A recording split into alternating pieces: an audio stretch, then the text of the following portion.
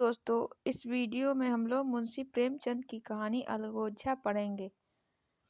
भोला मातो ने पहली स्त्री के मर जाने के बाद दूसरी सगाई की तो उसके लड़के रघु के लिए बुरे दिन आ गए।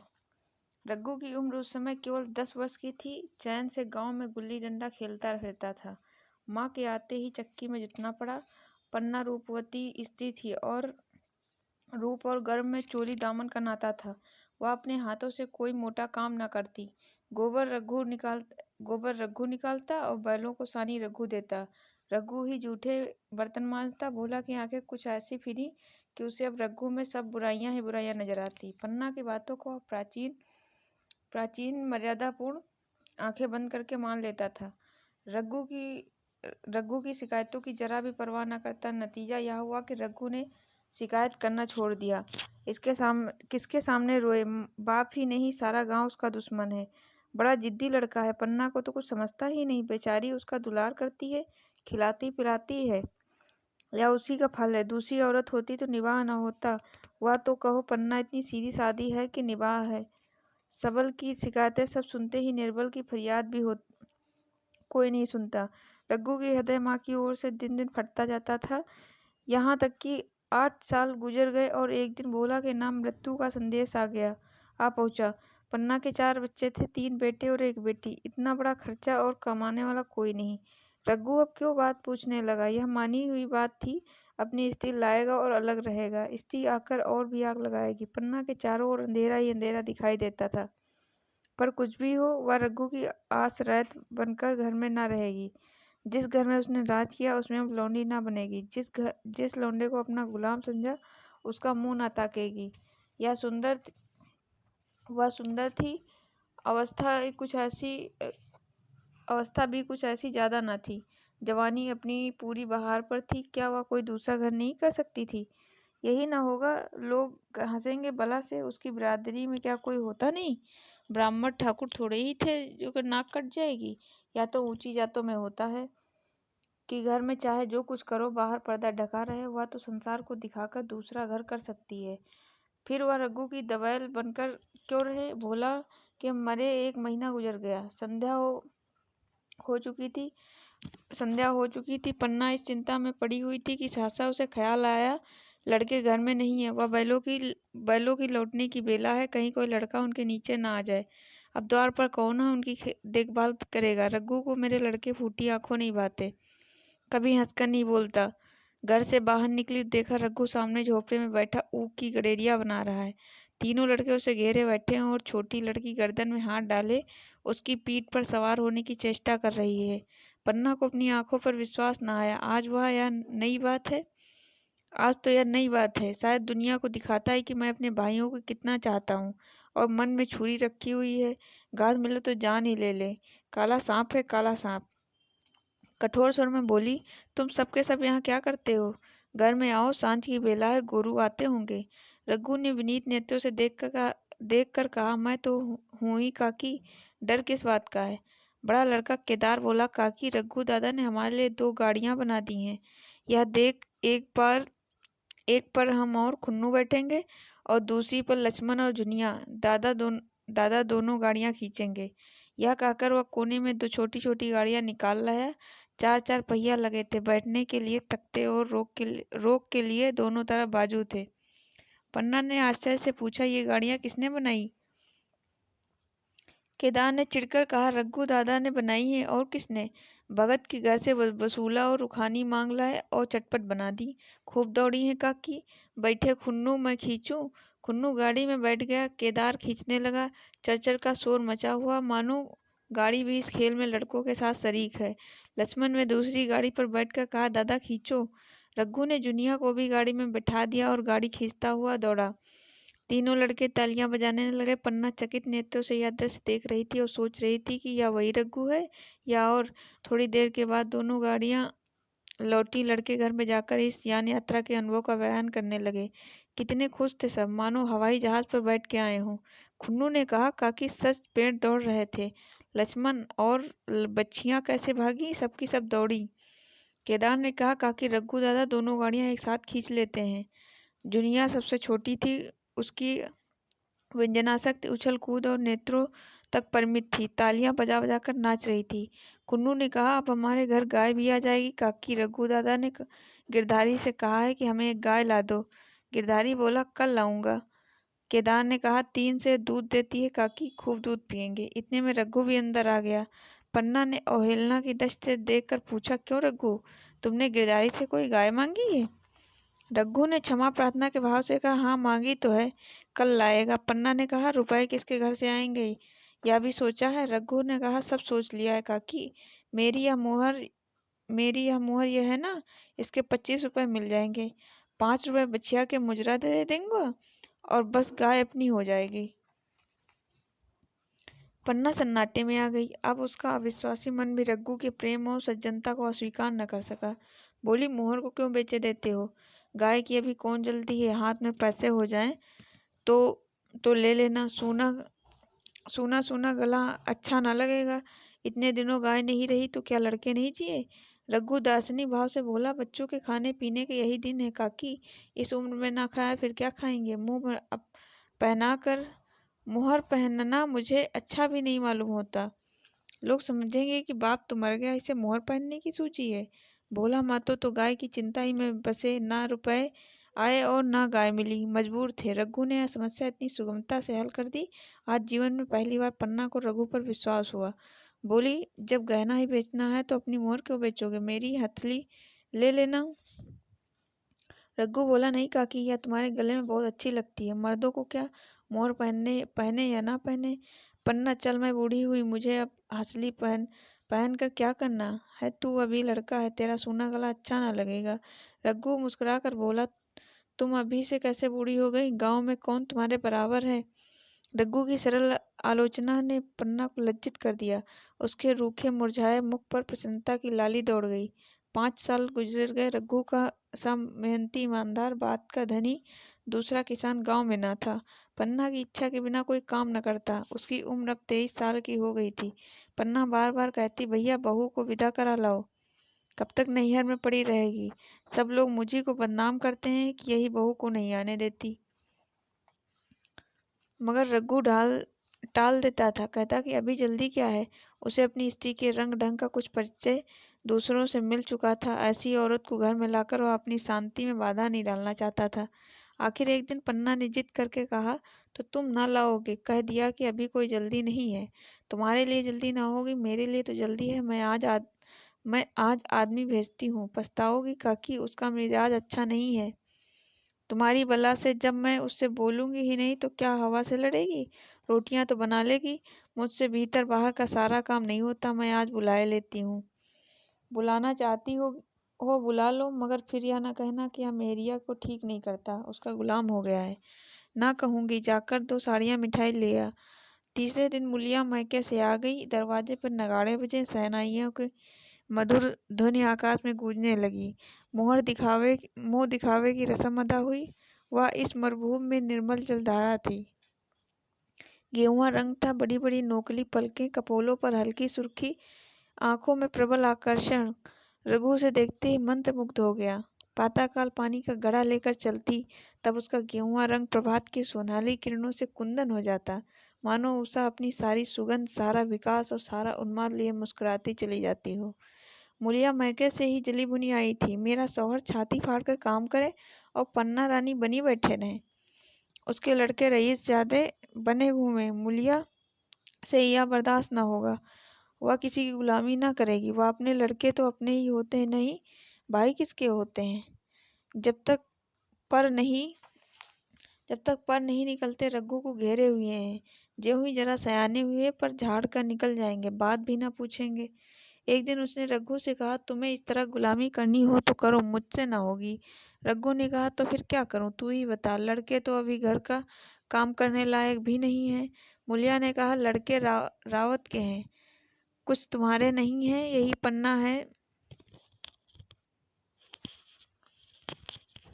पन्ना है जो तुम्हें दाने दाने को तरसती थी। सब सुन चुकी है। मैं लौंडी बनकर ना रहूंगी।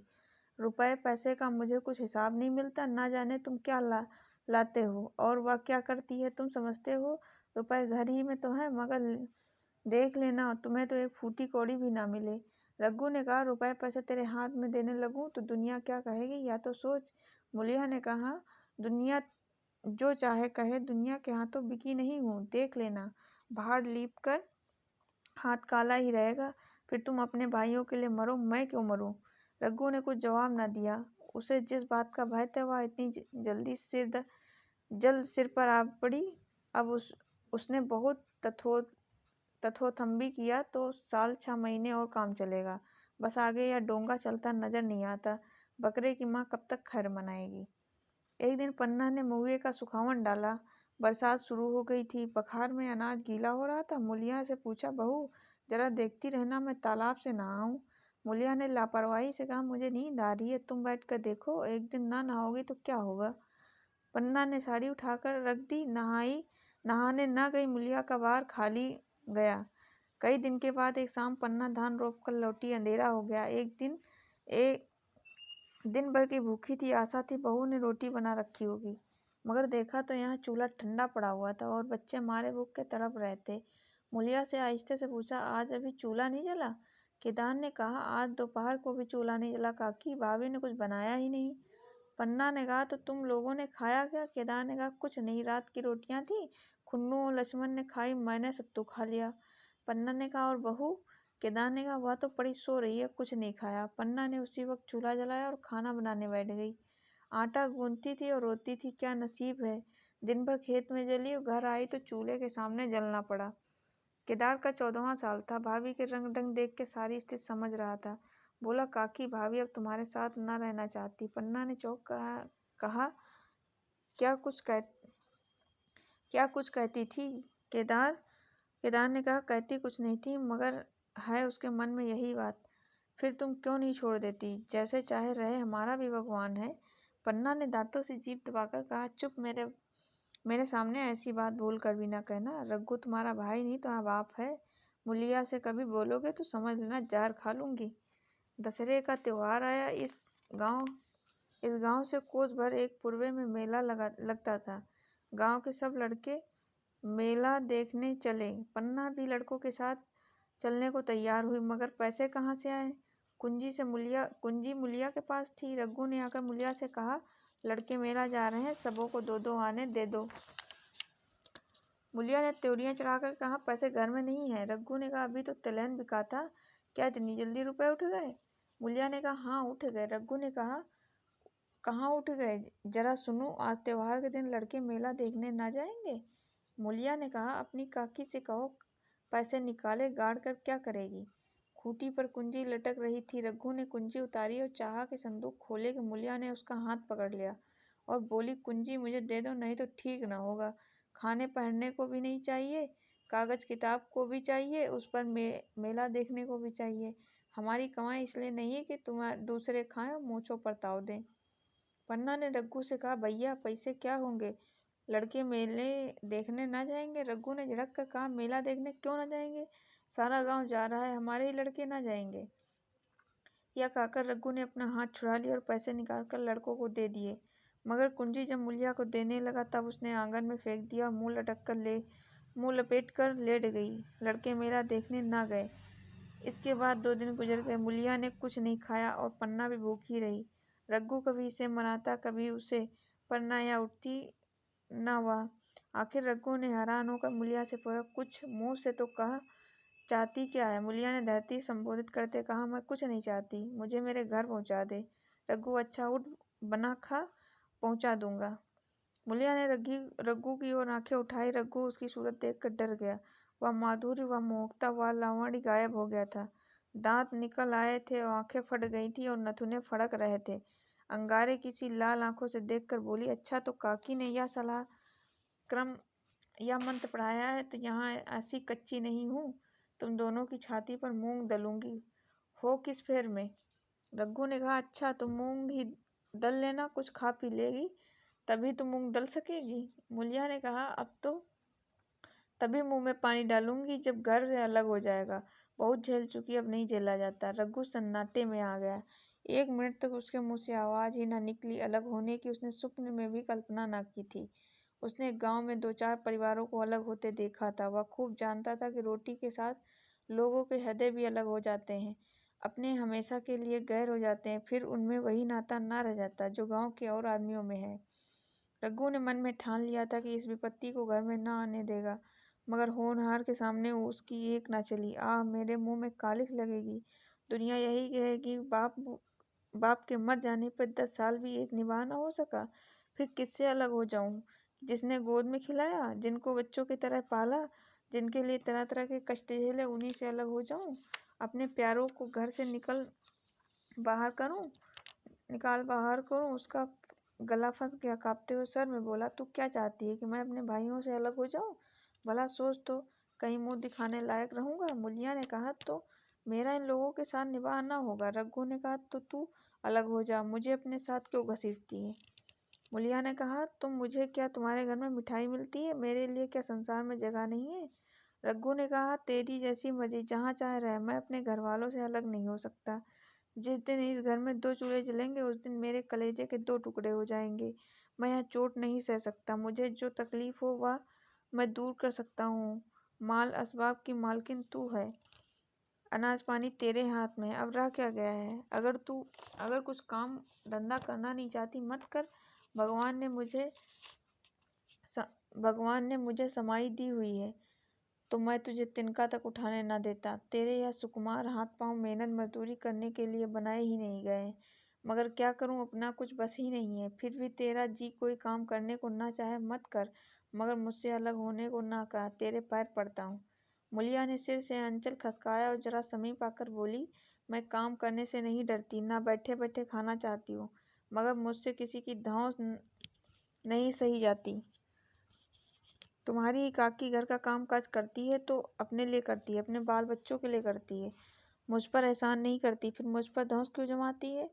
उन्हें अपने बच्चे प्यारे होंगे, मुझे तो तुम्हारा आसरा है। मैं अपनी आंखों से यह नहीं देख सकती कि सारा घर तो चैन करे, जरा जरा से बच्चे तो दूध पिए, और जिसके बलबूते पर गृहस्थी थमी हुई वह मट्ठे को तरसे, कोई उसका पूछने वाला ना हो। जरा अपना मुंह तो देखो, कैसी सूरत निकल आई है।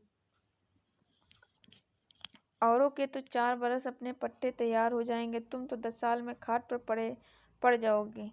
बैठ जाओ, खड़े क्यों हो? क्या मार कर भागोगे? मैं तुम्हें जबरदस्ती ना बांध लूंगी। या मालकिन का हुक्म नहीं है? सच कहूँ, तुम बड़े कट कलेजी हो। मैं जानती हूँ ऐसे निर्मोही से पाला पड़ेगा तो इस घर में भूल से ना आती, आती भी तो मन न लगाती, मगर अब तो मन तुमसे लग गया है। घर भी जाऊं तो मन यहाँ ही रहेगा, और तुम जो हो मेरी बात नहीं पूछते। मुलिया की तो रसीली बातें रग्गों पर कोई असर न डाल सकी। वह उसी रुखाई से बोला, मुलिया, मुझसे यह न होगा। अलग होने का ध्यान करते ही मेरा मन न जाने कैसा हो जाता है। यह चोट मुझसे न सही जाएगी। मुलिया ने परिहास करके कहा, तो चूड़ियां पहनकर अंदर बैठो ना। लाओ मैं मूछें लगा लूं। मैं तो समझती थी कि तुमसे भी कुछ कसबल है, अब देखती हूँ तो निरे मिट्टी के लौंदे हो। पन्ना दालान में खड़ी दोनों की बातचीत सुन रही थी। अब उससे न रहा गया, सामने आकर रघु से बोली, जब वह अलग होने पर तुली है, फिर तुम क्यों उसे जबरदस्ती मिलाए रखना चाहते हो? तुम उसे लेकर रहो, हमारे भगवान मालिक हैं। जब महतो मर गए थे और ये कहीं पत्ती की भी छां न थी, जब उस वक्त भगवान ने निभा दिया, तो अब क्या डर है? अब तो भगवान की दया से 3 लड़के सयाने हो गए हैं, अब कोई चिंता नहीं। रघु ने आंख भरी आंखों में पन्ना को देखकर कहा, काकी तू भी पागल हो गई है क्या? जानती नहीं, 2 रोटियां होते ही 2 मन हो जाते हैं। पन्ना ने कहा, जब वह मानती नहीं, तुम क्या करोगे? भगवान की यही मर्जी होगी तो कोई क्या करेगा? प्रारब्ध में जितने दिन एक साथ रहना लिखा था, उतने दिन रहे। अब उसकी यही मर्जी है तो यही सही। तुमने मेरे बाल बच्चों के लिए जो कुछ किया वह मैं भूल नहीं सकती। तुमने इनके सिर पर हाथ न रखा होता तो आज इनकी ना जाने क्या गति होती, ना जाने किसके द्वार पर ठोकरे खाते, ना जाने कहाँ कहाँ भीख मांगते। तुम्हारा जस मरते दम तक गाऊंगी। अगर मेरी खाल तुम्हारे जूते बनाने के काम आए तो खुशी से दे दूंगी। चाहे तुमसे अलग हो जाऊं, पर जिस घड़ी पुकारोगे कुत्ते की तरह दौड़ी आऊंगी। या भूल कर भी ना सोचना, तुमसे अलग होकर मैं तुम्हारा बुरा चेतूंगी। जिस दिन तुम्हारा अनबल मेरे मन में आएगा, उसी दिन विष खाकर मर जाऊंगी। भगवान करे तुम दूधो नहाओ, पोतो फलो। मरते दम तक यही आशीष मेरे रोए रोए से निकलता रहेगा। और अगर लड़के भी अपने बाप के हैं तो मरते दम तुम्हारा पोस मानेंगे। यह कहकर पन्ना रोती हुई वहां से चली गई। रघु वहीं मूर्ति की तरह खड़ा रहा। आसमान की ओर टकटकी लगी थी और आंखों से आंसू बह रहे थे। पन्ना की बातें सुनकर मुलिया समझ गई कि अब अपने पौ बारा है। चटपट उठी, घर में झाड़ू लगाया, चूल्हा जलाया और कुएं से पानी लाने चली। उसकी टेक पूरी हो गई थी। गांव में स्त्रियों के दो दल होते हैं, एक बहुओं का, दूसरा सास का। बहुएं सलाह और सहानुभूति के लिए अपने दल में जाती हैं, सासें अपने दल में। दोनों की पंचायतें अलग होती हैं। मुलिया को कुएं पर 2-3 बहुएं मिल गई। एक ने पूछा, आज तो तुम्हारी बुढ़िया बहुत रो धो रही थी। मुलिया ने विजय के गर्व से कहा, इतने दिनों से घर की मालकिन बनी हुई है, राजपाट छोड़ते किसे अच्छा लगता है। बान, मैं उनका बुरा नहीं चाहती, लेकिन एक आदमी की कमाई में कहाँ तक बरकत होगी। मेरी भी तो यही खाने पीने पहनने ओढ़ने के लिए दिन है। अभी उनके पीछे मरो, फिर बाल बच्चे हो जाए, उनके पीछे मरो, सारी जिंदगी रोते ही कट जाए। एक बहू ने कहा, बुढ़िया यही चाहती है कि यह सब जन्म भर लौंडी बने रहें और मोटा मोटा खाएं और पड़ी रहें। दूसरी ने कहा, जिस भरोसे पर कोई मरे अपने लड़के तो बात नहीं पूछते, पराये लड़कों का क्या भरोसा, कल उनके हाथ पैर हो जाएंगे फिर कौन पूछेगा। अपनी अपनी मेरियों का मुंह देखेंगे। पहले ही ये फटकार देना अच्छा है, फिर तो कोई कलंक ना होगा। मुलिया पानी लेकर गई, खाना बनाया। रघु से बोली, जाओ नहाओ, रोटी तैयार है। रघु ने मानो सुना ही नहीं, सिर पर हाथ रखकर द्वार की तरफ ताकता रहा। मुलिया ने कहा, क्या कहती हो? कुछ सुनाई देता है? रोटी तैयार है, जाओ नहाओ। रघु ने कहा, सुन तो रहा हूँ, क्या बहरा हूँ? रोटी तैयार है तो जाकर खा ले, मुझे भूख नहीं है। मुलिया ने फिर कुछ नहीं कहा, जाकर चूल्हा बुझा दिया, रोटियां उठाकर छीके पर रख दी और मुंह ढककर लेट रही। जरा देर में पन्ना आकर बोली, खाना तो तैयार है, नहा धोकर खा लो, वह भी तो भूखी होगी। रघु ने झुंझला कर कहा, काकी तू घर में रहने देगी कि मुंह में कालिख लगाकर कहीं निकल जाऊं? खाना तो खाना ही है, आज न खाऊंगा कल खाऊंगा, लेकिन अभी मुझसे ना खाया जाएगा। केदार क्या अभी मदरसे से नहीं आया? पन्ना ने कहा, अभी तो नहीं आया, आता ही होगा। पन्ना समझ गई थी कि जब तक वह खाना बनाकर लड़कों को ना खिलाएगी कुछ ना खाएगी। रघु ना खाएगा। इतना ही नहीं, उसे रघु से लड़ाई करनी पड़ेगी, उसे जली कटी सुनानी पड़ेगी, उसे यह दिखाना हो कि मैं ही उससे अलग होना चाहती हूँ, नहीं तो वह इसी चिंता में घुल घुल कर प्राण दे देगा। यह सोचकर उसने अलग चूल्हा जलाया, खाना बनाने लगी। इतने में केदार खुन्नू मदरसे से आ गए। पन्ना ने कहा, ओ बेटा, खाना खा लो, रोटी तैयार है। केदार ने पूछा, भैया को बुला लूं ना? पन्ना ने कहा, तुम आकर खा लो, उनकी रोटी बहू ने अलग बनाई है। खुन्नू ने कहा, जाकर भैया से पूछ आऊं?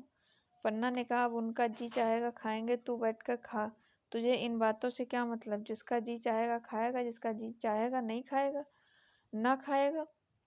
जब वह और उसकी बीवी से अलग रहने पर तुले हैं तो कौन मनाए? केदार ने कहा, तो क्यों माँ जी, क्या हम अलग घर में रहेंगे? पन्ना ने कहा, उनका जी चाहे एक घर में रहे, जी चाहे आंगन में दीवार डाल लें। खुन्नू ने कहा, दरवाजे पे आकर झांका, सामने फूस की झोपड़ी थी, वही खाट पर पड़ा रघु नारियल पी रहा था। खुन्नू ने कहा, भैया तो अभी नारियल लिए बैठे हैं। पन्ना ने कहा, जब जी चाहेगा खाएंगे। केदार ने कहा, भैया ने भाभी को डांटा नहीं? मुलिया अपनी कोठरी में पड़ी सुन रही थी। बाहर आकर बोली, भैया ने तो नहीं डांटा, अब तुम आकर डांटो। केदार के चेहरे का रंग उड़ गया।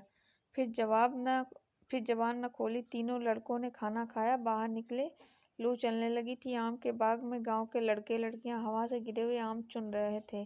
केदार ने कहा, आज हम भी आम चुनने चले, खूब आम गिरे रहे होंगे। खुन्नू ने कहा, दादाजी बैठे हैं। लक्ष्मण ने कहा, मैं न जाऊंगा, दादा घुड़केंगे। केदार ने कहा, वो तो अब अलग हो गए हैं। लक्ष्मण ने कहा, तो अब हमको कोई मारेगा तब भी दादा ना बोलेंगे? केदार ने कहा, वाह अब क्यों बोलेंगे? रघु ने तीनों लड़कों को दरवाजे पर खड़े देखा, पर कुछ बोला नहीं। पहले तो वह घर के बाहर निकलते उन्हें डांट बैठता था, पर आज वह मूर्ति के समान निश्चल बैठा रहा। अब लड़कों को कुछ साहस हुआ, कुछ दूर और आगे बढ़े। रघु अब भी ना बोला। कैसे बोले, वह सोच रहा था कि काकी ने लड़कों को खिला पिला दिया है, मुझसे पूछा तक नहीं। क्या उसकी आंखों पर भी पर्दा पड़ गया है कि अगर मैं लड़कों को पुकारा और वह ना आए तो मैं उनको मार पीट तो ना सकूंगा? लू में सब के सब मारे मारे फिरेंगे, कहीं बीमार न पड़ जाए। उसका दिल महसूस कर रह जाता था, लेकिन मुंह से कुछ ना कह सका। लड़कों ने देखा कि वह बिल्कुल नहीं बोलेंगे तो निर्भय होकर चल पड़े। सहसा मुलिया ने आकर कहा, अब तो उठेंगे कि अब भी नहीं उठेंगे? उन जिनके नाम पर फाका कर रहे हो उन्होंने मजे से लड़कों को खिलाया और आप खाया, अब आराम से सो रही हैं। मोर पिया मोरी बात न पूछे, मोर सुहागिन ना हो, एक बार भी तो मुंह से ना फटा कि भैया खा लो। रघु को इस समय मर्मांतक पीड़ा हो रही थी कि मुलिया के इस कठोर शब्द ने घाव पर नमक छिड़क दिया। दुखित नेत्रों से देखकर बोला, तेरी जो मर्जी थी वही तो हुआ, अब जा ढोल बजा। मुलिया बोली, नहीं, तुम्हारे लिए थाली परोसे बैठी हैं। रघु ने कहा, मुझे चिढ़ा मत, तेरे पीछे मैं भी बदनाम हो रहा हूँ। अब तू किसी की होकर नहीं रहना चाहती तो दूसरे को क्या गरज है जो मेरे खुशामद करे। जाकर काकी से कुछ लड़के आम चुनने गए हैं, उन्हें पकड़ लाऊं। मुलिया अंगूठा दिखाकर बोली, आ जाता है, तुम्हें 100 बार गरज हो जाकर पूछो। इतने में पन्ना भी भीतर से निकल पड़ी। रघु ने पूछा, लड़के बगीचे में गए हैं काकी, लू चल रही है। पन्ना ने कहा, अब उनका कौन पुछत्तर है, बगीचे में जाए, पेड़ पर चढ़े, पानी में डूबे, मैं अकेली क्या क्या करूं। रघु ने कहा, जाकर पकड़ लाऊं? पन्ना ने कहा, तुम्हें अपने मन से नहीं जाना है तो फिर मैं जाने को क्यों कहूँ? तुम्हें रोकना होता तो रोक न देते, तुम्हारे सामने ही तो गए थे। पन्ना की बात पूरी भी न हुई थी कि रघु ने नारियल कोने में रख दिया और बाग की तरफ चला। रघु लड़कों को लेकर बाग से लौटा, देखा मुलिया अभी तक झोपड़े में खड़ी है। बोला, तू जाकर क्यों नहीं लेती? मुझे तो इस बेला भूख नहीं है। मुलिया ऐंठ कर बोली, हाँ भूख क्यों लगेगी, भाइयों ने खाया, वह तुम्हारा पेट में पहुंच गया होगा। रघु ने दांत पीस कर कहा, तुम्हें जला मत मुलिया, नहीं अच्छा होगा, खाना कहीं भागा नहीं जाता, एक बेला ना खाऊंगा तो मर न जाऊंगा। क्या तू समझती है घर में आज कोई बात छोटी बात हो गई है? तूने घर में चूल्हा नहीं जलाया, मेरे कलेजे में आग लगाई है। मुझे घमंड था कि और चाहे कुछ हो जाए पर मेरे घर में फूट का रोग ना आने पाएगा, पर तूने मेरे घमंड चूर कर दिया। परालब्ध की बात है। मुलिया तिनक कर बोली, सारा मोह छो तुम्ही को है कि और किसी को भी है, मैं तो किसी को तुम्हारी तरह बिसुरते नहीं देखती। रघु ने ठंडी सांस खींचकर कहा, मुलिया घाव पर नून न छिड़क, तेरे ही कारण मेरे पीठ में धूल लग रही है। मुझे इस गृहस्थी का मोह न होगा तो किसे होगा? मैंने ही तो इसे मर मर जोड़ा है, जिनको गोद में खिलाया है वही मेरे पट्टीदार होंगे। जिन बच्चों को मैंने डांटा था उन्हें आज कड़ी आंखों से भी नहीं देख सकता। मैं उनके भले के लिए भी कोई बात ना करूं तो दुनिया यही कहेगी, वह अपने भाइयों को लूटे लेता है। क्या मुझे छोड़ दे? जा, मुझे छोड़ दे, अभी मुझसे कुछ न खाया जाएगा। मुलिया ने कहा, मैं कसम खा दूंगी, नहीं, चुपके से चले चलो। रघु ने कहा, देख अब भी कुछ नहीं बिगड़ा, अपनी हट छोड़ दे। मुलिया ने कहा, हमारा ही लहू पिए जो खाने न उठे। रघु ने कानों पर हाथ रखकर कहा, या तूने क्या किया मुलिया? मैं तो उठ ही रहा था, चल खा लूं। नहाने धोने कौन जाए, लेकिन इतना कह देता हूँ कि चाहे 4 की जगह 6 रोटियां खा जाऊं, चाहे तू मुझे घी के मटके में ही डुबा दे, पर यह दाग मेरे दिल से ना मिटेगा। मुलिया ने कहा, दाग साग सब मिट जाएगा, पहले सबको ऐसा ही लगता है। देखते नहीं हो उधर कैसे चैन की बंसी बज रही है, वह तो मना ही रही थी किसी तरह यह सब अलग हो जाए। अब वह पहले किसी चांदी तो नहीं है कि जो कुछ घर में आवे सब गायब। अब क्यों हमारे साथ रहने लगी? रघु ने आहत स्वर में कहा, इस बात का तो मुझे गम है, काकी से ऐसी आशा न थी। रघु खाने बैठा तो कौर विष के घूंट सा लग रहा था, जान पड़ा था रोटी भूसी की है। दाल पानी से लगती थी, पानी भी कंठ के नीचे उतरता न था। दूध की तरफ देखा तक नहीं, 2-4 ग्रास खाकर उठ आया जैसे कि प्रियजनों के साथ का भोजन हो। रात का भोजन भी उसने इसी तरह किया। भोजन क्या किया, कसम पूरी की। रात भर उसका चित्त उद्विग्न रहा।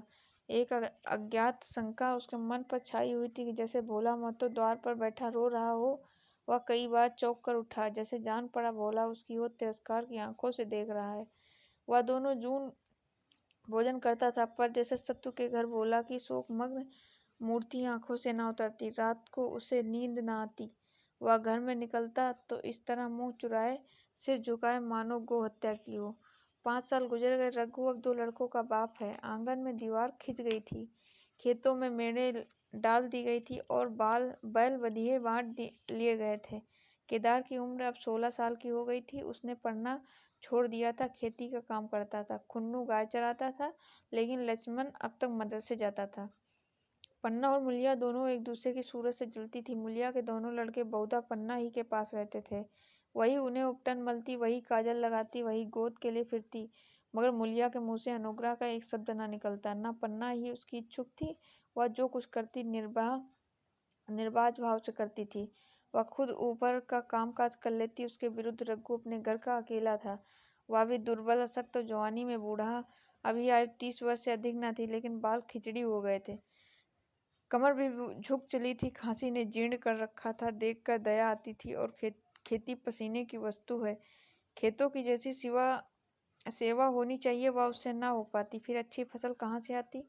कुछ ऋण भी हो गया था, वह चिंता और भी मारे डालती थी। इसलिए तो वह यह था कि अब उसे आराम मिलता।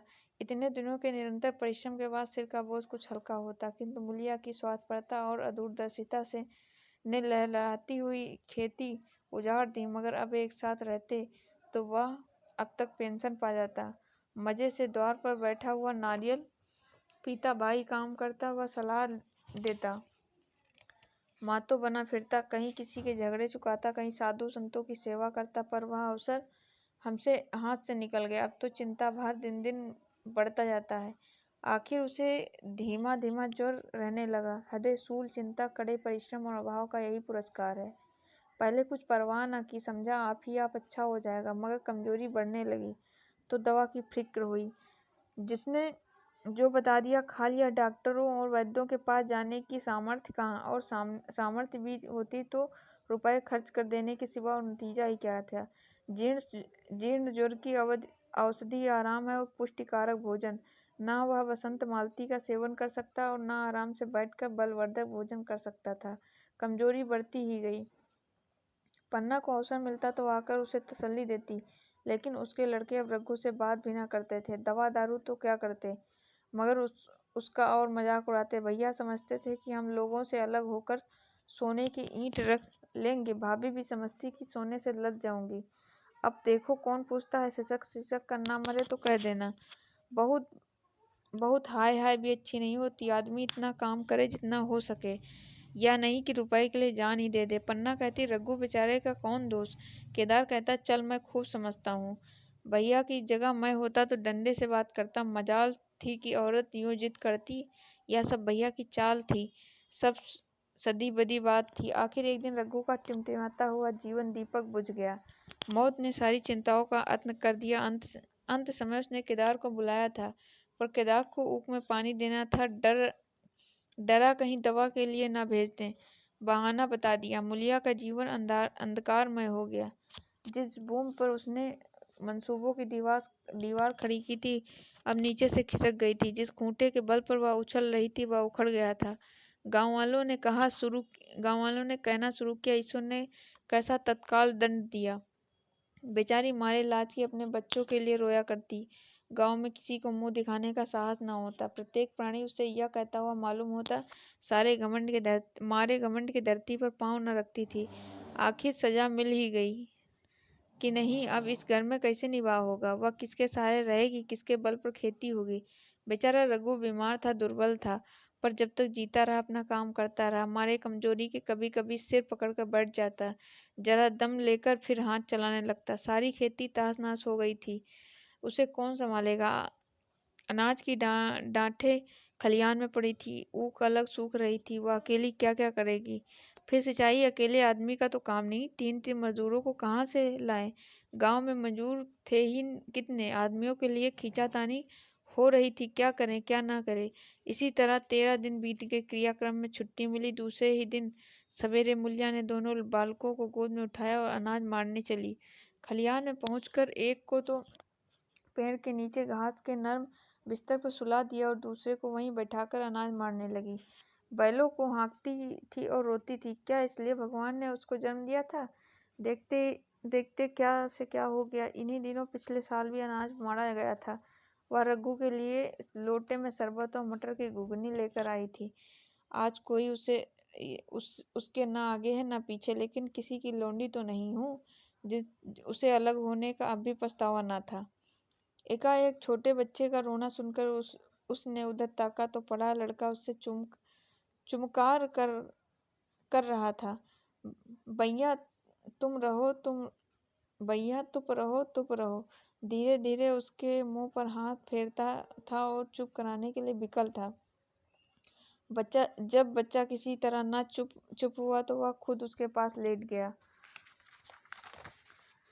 और उसे छाती से लगाकर प्यार करने लगा। मगर जब यह प्रयत्न भी सफल न हुआ तो वह रोने लगा। उसी समय पन्ना दौड़ी आई और छोटे बालक को गोद में उठाकर प्यार करती हुई बोली, लड़कों को मुझे क्यों न दे आई बहू? हाय हाय है बेचारा, धरती पर पड़ा लौट रहा है। जब मैं मर जाऊं तो जो चाहे करना, अभी तो जीती हूँ। अलग हो जाने से बच्चे तो नहीं अलग हो गए? मुलिया ने कहा, तुम्हें भी तो छुट्टी नहीं थी अम्मा, क्या करती? पन्ना तुझे यहाँ आने की क्या जल्दी थी? डांड मार ना जाती? तीन तीन लड़के तो हैं और किस दिन काम आएंगे? केदार तो कल ही मारने को कह रहा था, पर मैंने कहा पहले ऊख में पानी दे लो फिर अनाज मारना। मड़ाई तो 10 दिन बाद भी हो सकती है। ऊख की सिंचाई ना हुई तो सूख जाएगी। कल से पानी चढ़ा हुआ है, परसों तक खेत पूरा हो जाएगा, तब मड़ाई हो जाएगी। तुझे विश्वास ना आवेगा, जब से भैया मरे केदार को बड़ी चिंता हो गई है। दिन में 100 बार पूछता है कि भाभी अब रोती तो नहीं है? देख लड़के भूखे तो नहीं है? कोई लड़का रोता हो तो दौड़ा आता है, देख अम्मा क्या हुआ, बच्चा क्यों रोता है? कल रोकर बोला, अम्मा मैं जानता हूँ कि भैया इतनी जल्दी चले जाएंगे तो उनका सेवा कर लेता। कहाँ जाए, जगाए जगाए उठता था, अब देखती हो पहर रात से उठकर काम में लग जाता हूँ। खुन्नू कल जरा सा बोला, पहले हम अपनी ऊख में पानी दे लेंगे तब भैया की ऊख में देंगे। इस पर केदार ने ऐसा डांटा कि खुन्नू के मुंह से फिर बात ना निकली। बोला, कैसी तुम्हारी और कैसी हमारी ऊख? भैया ने जिला ना लिया होता तो आज या तो मर गए होते, गया कहीं भीख मांगते होते। आज तुम बड़े ऊख वाले बने हो, या उन्हीं का पुण्य प्रताप है कि आज भले आदमी बने बैठे हो। परसों रोटी खाने को बुलाने गई तो मड़ैया में बैठा रो रहा था। पूछा, क्यों रोता है? तो बोला, अम्मा भैया इसी अलगोजा के दुख से मर गए। नहीं, अभी उनकी उम्र ही क्या थी? यह उस वक्त ना सूझा, नहीं उनसे क्यों बिगाड़ करते। यह कहकर पन्ना ने मुलिया की ओर संकेतपूर्ण दृष्टि से देखकर कहा, तुम्हें यह अलग न रहने देगा। बहू कहता है भैया हमारे लिए मर गए थे, हम भी उनके बाल बच्चों के लिए मर जाएंगे।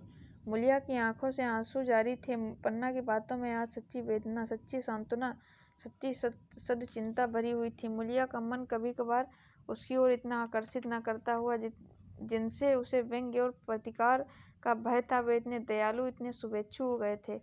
आज पहली बार उसने स्वार्थपरता पर लज्जा आई। पहली बार आत्मा ने अलगोजा को धिक्कारा। इस घटना को कुल 5 बरस गुजर गए थे। पन्ना आज बूढ़ी हो गई और केदार घर का मालिक है। मुलिया घर की मालकिन है। खुन्नू और लक्ष्मण के विवाह हो चुके हैं, मगर केदार अभी तक कुंवारा है। कहता है मैं विवाह न करूंगा। कई जगहों से बातचीत हुई, कई सगाइयां आई हैं, पर उसने हामी ना भरी। पन्ना ने कंपे लगाए, जाल फैलाए, पर वह न फंसा।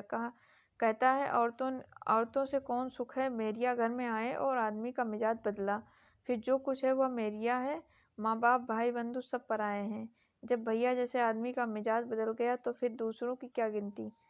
2 लड़के भगवान के दिए हैं, और क्या चाहिए। बिना ब्याह किए 2 बेटे मिल गए, इससे बढ़कर और क्या होगा। जिसे अपना समझो वह अपना है, जिसे गैर समझो वह गैर है। एक दिन पन्ना ने कहा, तेरा वंश कैसे चलेगा? केदार ने कहा, मेरा वंश तो चल रहा है, दोनों लड़कों को अपना ही समझता हूँ। पन्ना ने कहा, समझने ही पर है तो तुम मुलिया की भी अपनी मेरिया समझता होगा। केदार ने झेपते हुए कहा, तुम तो गाली देती हो अम्मा। पन्ना ने कहा, गाली कैसी, तेरी भाभी ही तो है।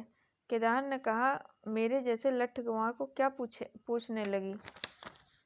पन्ना ने कहा, तू करने को कहा तो मैं उससे पूछूं? केदार ने कहा, नहीं मेरी अम्मा, कहीं रोने गाने ना लगे। पन्ना ने कहा, तेरा मन हो तो मैं बातों बातों में उससे मन की था लूं। केदार ने कहा, मैं नहीं जानता, जो चाहे कर। पन्ना केदार के मन की बात समझ गई। केदार के लड़के का दिल मुलिया पर आया हुआ है, पर संकोच और भय के मारे कुछ नहीं कहता।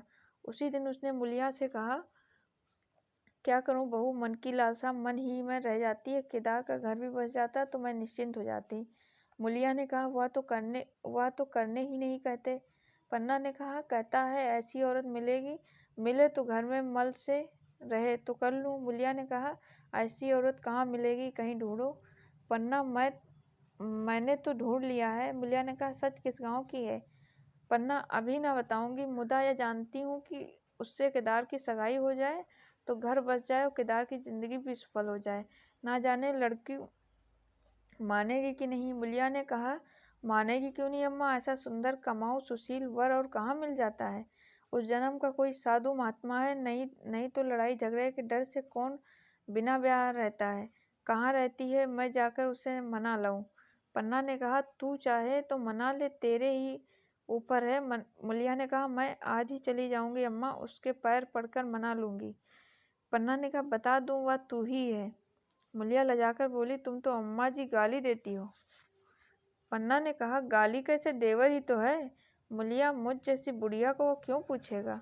पन्ना ने कहा, वह तुझी पर दांत लगाए बैठा है, तेरे सिवा कोई और उससे बात ही नहीं। डर के मारे कहता नहीं, पर उसके मन की बात मैं जानती हूँ। वैधव्य के शोक से मुरझाया हुआ मूलिया का पीत बदन कमल की बात अरूढ़ हो उठा। 10 वर्षों में जो कुछ खाया था वह इसी एक क्षण में मानो ब्याज के साथ मिल गया। वही लावण्य, वही विकास, वही आकर्षण, वही लोच।